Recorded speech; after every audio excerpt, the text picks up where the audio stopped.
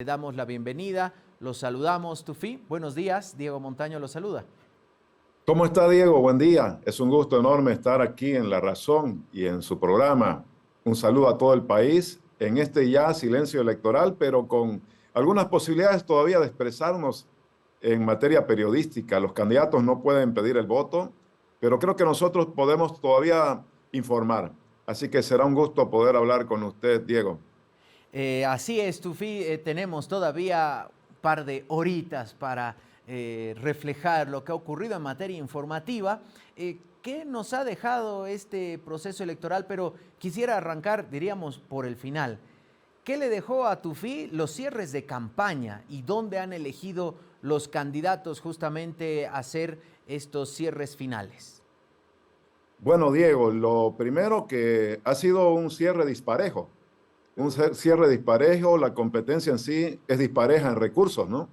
Han habido dominantemente 3 o 4 candidatos, 5 diría yo, de los 8, con mayores recursos, con mayor aparato, con mayor organización, con mayor profesionalización de sus campañas, pero otros 3 o 4 que no han tenido los recursos suficientes y han improvisado.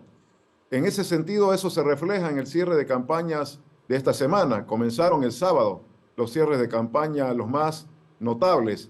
El sábado comenzó en Santa Cruz, en Samuel Loria Medina, y terminaron en La Paz los principales partidos en términos o siglas de estructura. Me refiero a Tuto Quiroga cerró en La Paz, Samuel Loria Medina cerró en La Paz, Andrónico Rodríguez cerró en Sacaba y Manfred Reyes Villar cerró en su reducto, en su bastión, en Cochabamba. Los otros han sido cierres menos visibles. Le agrego el Eduardo del Castillo también en La Paz. Como era previsible, los candidatos han escogido sobre todo las ciudades o regiones con mayor población, excepto Andrónico Rodríguez, que ha estado en Chapare, ¿no? En Sacaba, puntualmente. En este sentido, no hay mayores sorpresas en cuanto a qué lugares se escogieron. Casi siempre eligen La Paz, Cochabamba, Santa Cruz, por el tamaño de la población, por quizás la exposición a medios. Así que hemos visto cierres mucho más contundentes en algunos casos, con el despliegue de tecnología, recursos, música para conquistar también en estos tiempos de redes sociales, de infoentretenimiento, si se quiere. La política también es parte de esa civilización del espectáculo, es parte del show. Entonces han incorporado estos elementos de atracción, estos principales candidatos en sentido de su estructura, ¿no? De su tamaño, de su militancia. Así que los discursos han sido reiterativos. Los discursos de los principales, me refiero a los que tienen más capacidad de comunicación por el tamaño, han sido algo reiterativos de lo que ha pasado en la etapa preelectoral, de campaña de un mes aproximadamente y los meses anteriores. Y no ha habido una sorpresa grande en el discurso, ningún anuncio, algo disruptivo que diga va a modificar el tablero, ¿no? Electoral.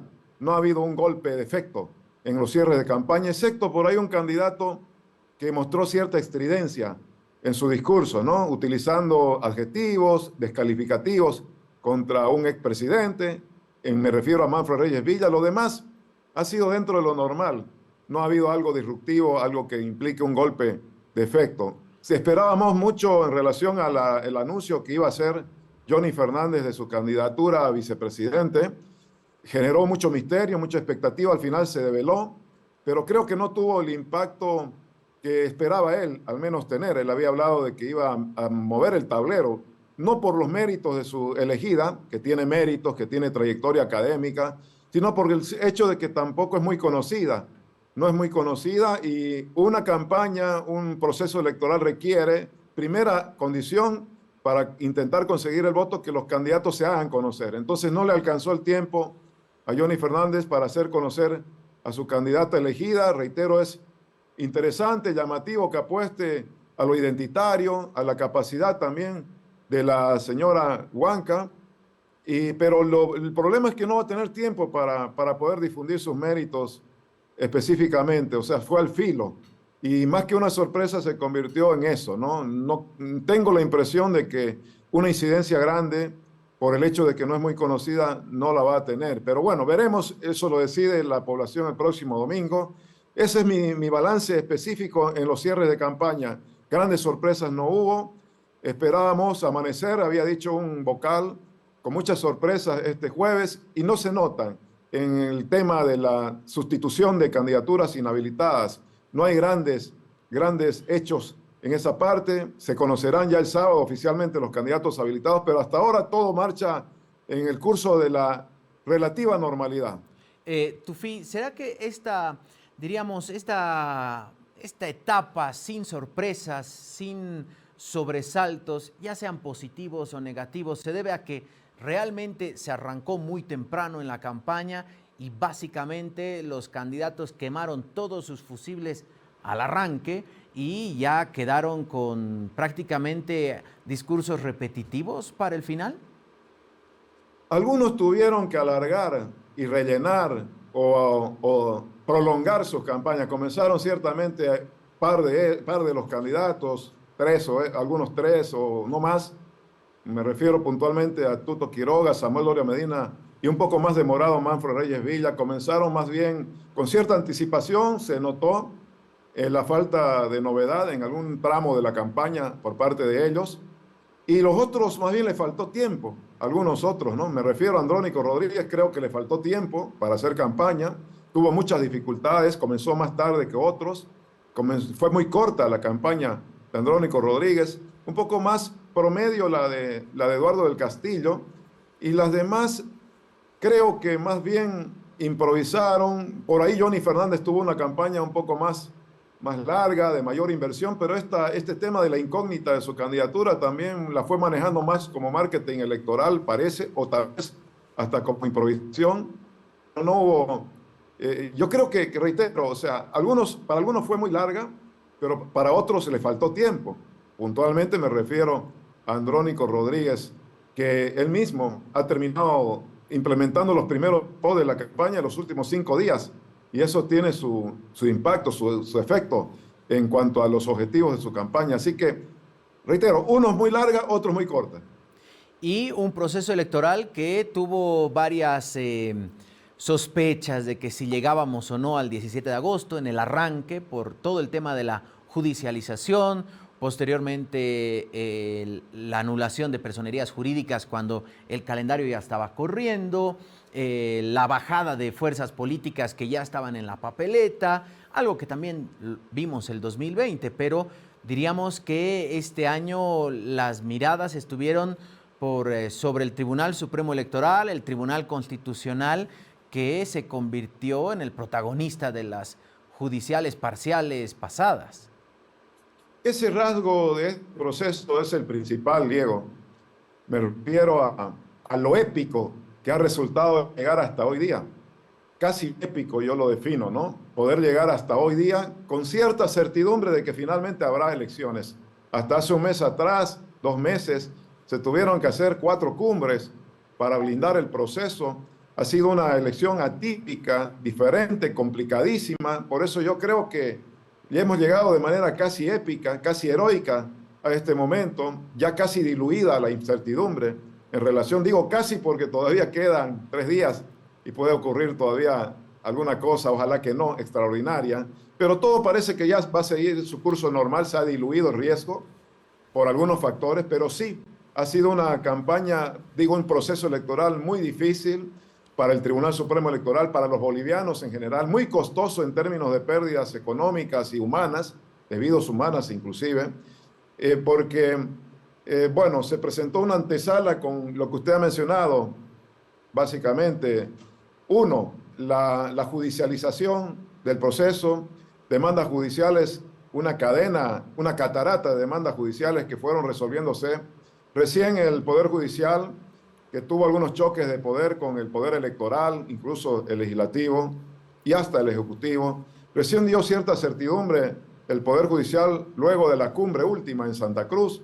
Todavía había una cadena de demandas judiciales para inhabilitar candidaturas, pero por suerte se alinearon los poderes, después de un choque de poderes, se alinearon y nos están garantizando que va a haber una elección ya sin mayores contratiempos judiciales.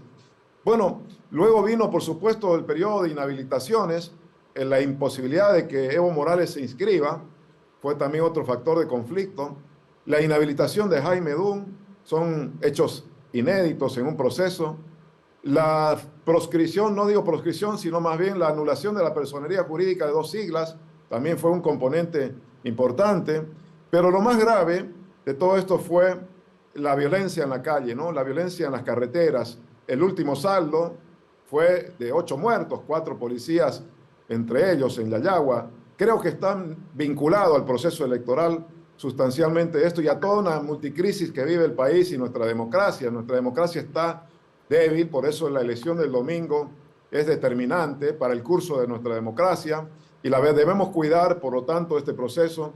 Pero bueno, eso es la antesala de este acto, diríamos que épico, sobre todo con el gran trabajo, a pesar de todo, del Tribunal Supremo Electoral, que exhibió algunos problemas internos que por el momento se han aplacado, pero no sé si se habrán resuelto, pero tuvimos todos esos contratiempos, el propio Tribunal Supremo Electoral con sus problemas internos, las amenazas de boicot que se presentaron hace un mes y medio, amenazas de quema de ánforas, que se resolvieron al parecer luego con un giro en la estrategia del sector evista, de proponer más el voto nulo en vez del boicot a las ánforas. Esto también tuvo un antecedente, que fue la aprehensión de la señora Runina, que al parecer ya reencauzó también un poco la disolución de estas amenazas. Quedan todavía temores, pero son muy menores de un boicot. Ha disminuido este riesgo desde que el levismo decidió ir por el nulo y no por la quema de ánforas, que eso está muy bien. El voto nulo se encamina dentro de lo democrático, no así la quema de ánforas. Bueno, así está, pero yo tengo todavía una inquietud en relación a lo que pasará el día después de las elecciones. Ahí veremos si estos riesgos se diluyen. Cuando se acepten los resultados, veremos si estos riesgos se diluyen. Por eso estamos en un momento delicado. Parece que estamos con cierta certidumbre en cuanto al proceso, pero habrá que ver qué pasa el día después, si se aceptan los resultados, si no se los cuestiona, no se los intenta deslegitimar. Bueno, lo concreto es que tenemos que entender que la elección del próximo domingo no es el fin, no es el lugar donde tenemos que llegar, no es el destino, sino que es un medio para poder afrontar con mayor capacidad política la situación de la crisis de la democracia, la crisis económica, la crisis social, la crisis ambiental. Tenemos una multicrisis. Por lo tanto, la elección del domingo es el camino que nos evita irnos al escenario de la violencia y esperemos que ese medio, que reitero, no es un fin, nos permita ese destino de convivencia entre bolivianos. Y esto nos abre todavía, el domingo se abre otro proceso, no es que se cierra, se abren, es una llave o hacia la solución o hacia un problema más complejo de la sociedad boliviana. Yo espero que sea el camino hacia la solución, por eso tenemos que estar pendientes qué pasará después del día domingo. No hay que generarnos falsas expectativas de que la elección automáticamente al día siguiente va a cambiar Bolivia, de que va a mejorar el país. Al contrario, puede venir un escenario aún de mayor incertidumbre en función de lo que hagan los actores políticos, sobre todo.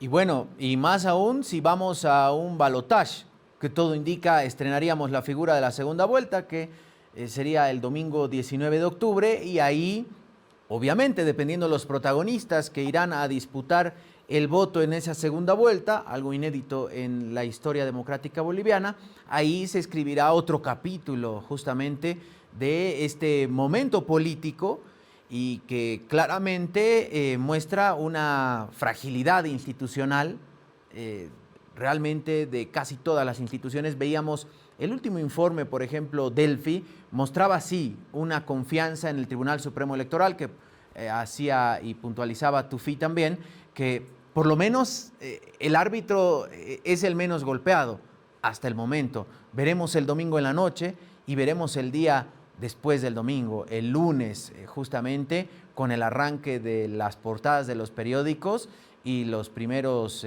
discursos en torno a los actores políticos. En lo nuestro, Tufí, ¿cómo estuvimos los medios? ¿Cómo vio el comportamiento de los medios? Algunos realmente parecía que hicieron más operación que otra cosa. Hubo mucha especulación, y de la especulación y de los rumores, tapas de de noticias, ¿no?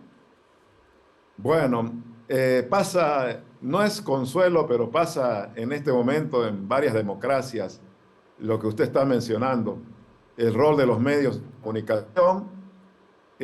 Bueno, particularmente la campaña última ha estado nítidamente marcada por la campaña en redes sociales, es un cambio fundamental. Ha sido una campaña marcada por redes sociales, eso implica una serie de recursos que utilizan los candidatos, sobre todo de desinformación. Los medios, creo que no ha sido tan distinto a otras elecciones presidenciales en Bolivia. Hay medios que por supuesto han entendido que su rol es básicamente intentar informar, no desinformar, básicamente evitar ser operadores de los intereses de campaña, pero por supuesto que hay medios que también han sucumbido a la tentación de ser operadores o por uno u otro motivo. Es legítimo que los medios opten en algún momento y lo declaren qué posición editorial tienen en relación al escenario político. Es legítimo, lo hacen en todo el mundo. Debería ser así, que los medios que creen que deben apoyar a un candidato lo declaren en forma pública para que el lector, la audiencia, sepa a qué atenerse, qué está viendo. Pero no ocurre con esa frecuencia en Bolivia. En otros lugares sí, en Estados Unidos hay medios que dicen editorialmente yo apoyo a este candidato, lo argumentan, y eso es legítimo en el marco de la libertad de expresión.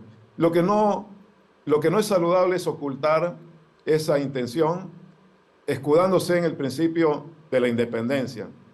Indudablemente que todos los medios tenemos una posición respecto, nos paramos frente a la realidad. Tenemos una posición y es legítimo que la tengamos en términos de lo que ocurre en nuestra realidad. Lo que es complicado es militar con una sigla partidaria. Finalmente termina castigado siempre el medio de comunicación que milita a favor de una sigla partidaria. Se dan cuenta claramente el electorado cuáles son. Y más aún si hay medios que se pueden prestar a la estrategia de campaña, es decir, si los asesores de un candidato dicen necesitamos que este medio haga eco de esta acción, de este video, de este audio, que además es parte de la guerra sucia, y buscamos ese medio se presta o por intereses económicos fundamentalmente o por intereses igualmente de futuro en relación a su sobrevivencia, ahí hay un gran problema. Y hemos tenido un poco de todo eso acá en esta elección. Han habido interesantes iniciativas para desmontar la desinformación. Obviamente estamos en un periodo de la industria de las fake news, así como hay redacciones que se conforman para chequear y confirmar versiones y difundir información veraz. Hay estructuras que fabrican información falsa y se ponen a disposición de los partidos o de los candidatos. Pero hoy hemos visto en Bolivia, en esta elección, iniciativas interesantes de chequeo, de investigación, de desmontar noticias falsas. Me parece muy saludable y bueno eso. Lo demás, para mí no hay mucha novedad. Ha sido una campaña donde los medios han jugado su rol, algunos apegándose a la información pura y dura, intentando hacer opinión seria, responsable, y otros que no. Y al final también tenemos una audiencia que termina buscando medios que reafirman sus propias convicciones, que reafirman sus propias creencias, y ese fenómeno se está dando en el mundo entero. Y bueno, la novedad es que en estas elecciones estamos estrenando la inteligencia artificial, así que son las primeras elecciones con la inteligencia artificial, que es una herramienta bastante utilizada para algo que existió desde el principio de las campañas políticas, la guerra sucia y las noticias falsas, ¿no? Tufí, muchas gracias por haber estado con nosotros este tiempo. Vamos a estar seguro convocándolo más adelante para tener una comunicación más fluida con lo que ocurre al otro lado del país, en Santa Cruz. Muchísimas gracias por su espacio, un abrazo grande a la audiencia de La Razón Digital, de su programa. Es un gusto tener una sinergia, además, con el Grupo La Razón, un medio tan importante a nivel nacional. Lo vamos a hacer seguro, en nuestro caso como marca de Asuntos Centrales y La Razón ya estamos haciendo algunas sinergias. Y quiero, por supuesto, invitar a un momento de reflexión al país. Los que nos jugamos el domingo es clave, la democracia sobre todo, a reflexionar estos 2 días y sobre todo a decidir de manera responsable, con mucha cabeza, mucho cerebro. Sé que a veces las emociones dominan también nuestras decisiones, pero intentemos ponerle mucho cerebro, pensar que lo que vamos a decidir el domingo es clave para las futuras generaciones y nuestro presente. Gracias, un abrazo grande. Gracias, Tufí Are, periodista, justamente director de Asuntos Centrales.